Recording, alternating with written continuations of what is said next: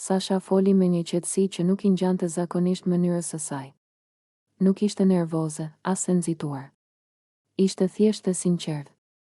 Syt I ndriçonin lehtë teksa tregonte diçka që për të ishte e pazakon, por e vërtet, unë zakonisht kam një tip, tha ajo. Më pëlqejnë zeshkanët.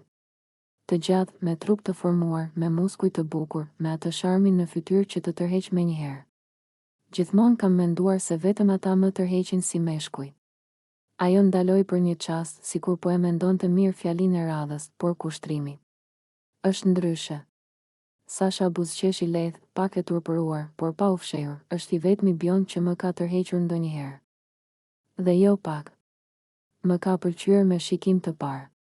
Fjalët e saj nuk ishin të egzageruara, as të zbukuruara.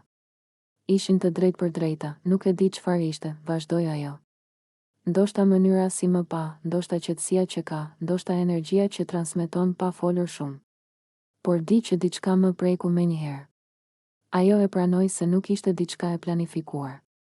Nuk ishte pjesë e një strategjie, as një dëshirë për t'u dukur, ka njerëz që të tërheqin gradualisht, tha Sasha. Dhe ka disa që I ndjen që në sekondën e parë. Kushtrimi ishte I tillë për mua. Në zërin e saj kishte siguri, por edhe një lloj butësie. Nuk po fliste për dashuri të madhe, por për një ndjenjë të pastër, spontane, që nuk kishte nevojë për shumë shpjegime, mbase është pikërisht sepse nuk I ngjan tipit tim, shtoi ajo. Dhe kjo e bën edhe më të veçantë. Fjalët e Sashës treguan se ndonjëherë zemra nuk ndjek rregulla, nuk njeh preferenca të paracaktuara. Ajo thjesht ndalet aty ku ndihet mirë. Dhe për të, ajo ndales kishte një emër, kushtrim.